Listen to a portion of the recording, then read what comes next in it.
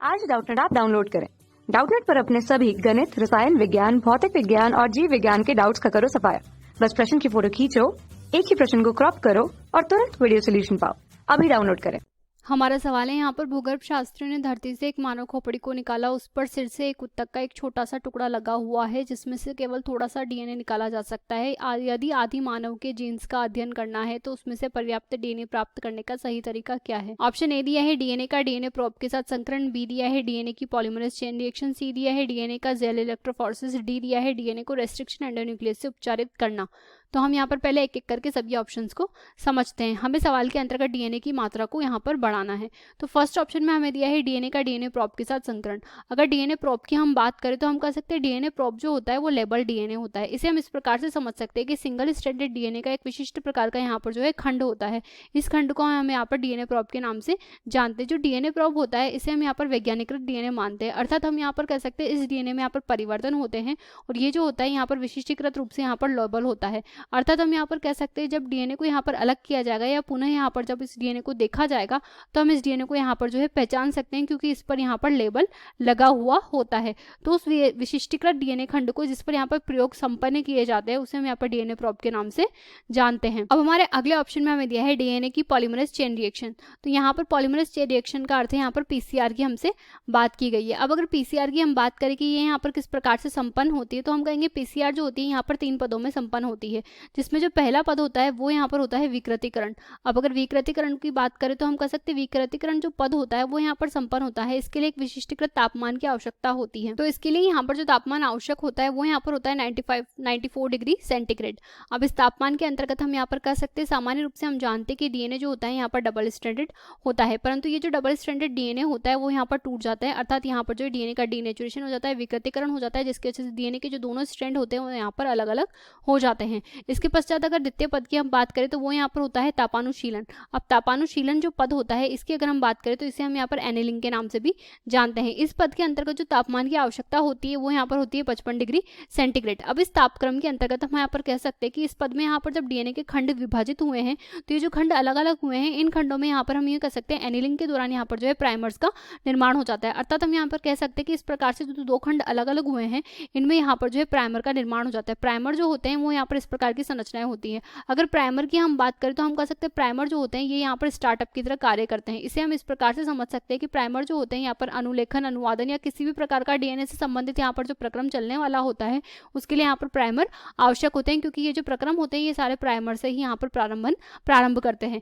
हमारा जो तीसरा होता है यहाँ पर तीसरा पद जो होता है जिसे हम आखिरी पद के नाम से भी जानते हैं ये होता है प्रसार यानी कि एक्सटेंशन। अब एक्सटेंशन की हम यहाँ पर बात करें तो ये जो संपन्न होता है यहाँ पर ये 72 डिग्री सेंटीग्रेड तापमान पर यहाँ पर संपन्न होता है। हम कहेंगे जो एक्सटेंशन होता है उसके अंतर्गत यहाँ पर जो है पूर्व प्रक्रम में जब प्राइमर का निर्माण हुआ है तो उसकी वजह से यहाँ पर जो है डीएनए की मात्रा में अब वृद्धि होने लग जाएगी, अर्थात डीएनए की मात्रा में वृद्धि होने का अर्थ है प्राइमर का निर्माण होने के कारण ये जो प्राइमर है ये आगे की ओर स्ट्रैंड्स का निर्माण कर लेंगे और इस प्रकार से यहाँ पर जो है 2 डीएनए हमें यहाँ पर प्राप्त हो जाएंगे।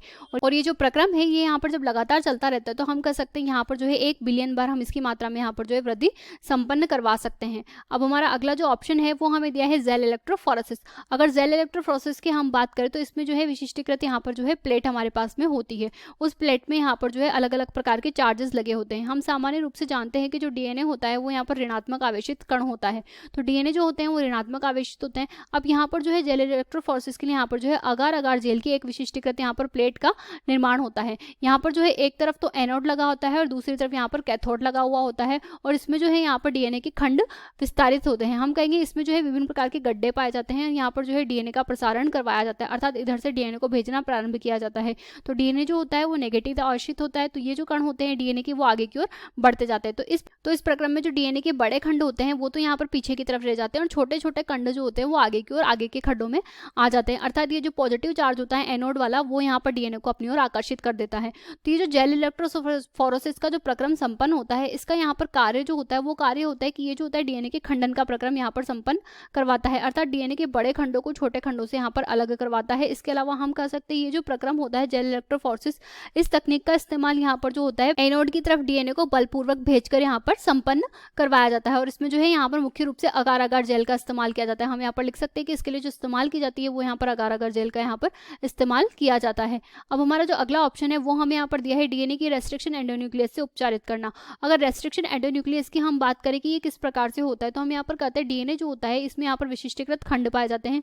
अब अगर इन विशिष्टीकृत खंडों की हम बात करें तो ये जो होते हैं यहाँ पर रेस्ट्रिक्शन एंडोन्यूक्लियस एंजाइम के द्वारा ही काटे जा सकते हैं। अर्थात ये जो होता है डीएनए को विशिष्टीकृत खंडों से काटने का यहाँ पर कार्य संपन्न करवाता है। हम यहाँ पर कहेंगे जो रेस्ट्रिक्शन एंडोन्यूक्लियस होते हैं ये विभिन्न प्रकार के एंजाइम यहाँ पर होते हैं। अगर एक उदाहरण की हम बात करें तो वो यहाँ पर हमारा ले सकते हैं हम इको R1 का।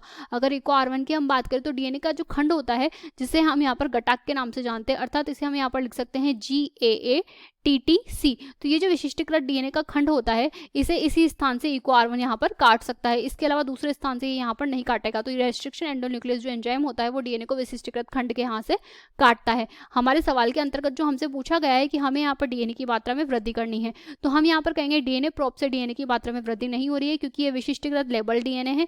ये ऑप्शन हमारा गलत हो जाएगा। फिर हमें दिया है पॉलीमरेज चेन रिएक्शन, तो हम कहेंगे यहाँ पर जो है डीएनए की वृद्धि संपन्न हो रही है, डीएनए की मात्रा हम 1 बिलियन बराबर कर रहे हैं, तो ये ऑप्शन हमारा सही हो जाएगा। तो हमारा जो आंसर है वो ऑप्शन बी हो जाएगा। हम बाकी ऑप्शन भी देखते हैं। तो अगला हमें दिया है जेल इलेक्ट्रोफोरेसिस, तो इसके द्वारा हम कह सकते हैं यहाँ पर डीएनए का खंडन का प्रक्रम चल रहा है, तो ये ऑप्शन हमारा गलत हो जाएगा। और रेस्ट्रिक्शन एंडोन्यूक्लियस का जो कार्य होता है वो डीएनए को तोड़ने का होता है, मध्य से काटने का होता है, तो ये ऑप्शन भी हमारा गलत हो जाएगा। तो हमारा जो आंसर होगा वो ऑप्शन बी होगा। कक्षा 6 से 12वीं से लेकर नीट, IIT, JEE वो एडवांस के लेवल तक 1 करोड़ से ज्यादा छात्रों का भरोसा। आज ही डाउनलोड करें डाउटनेट ऐप या व्हाट्सएप करें अपने सारे डाउट्स 8400 400 400 पर।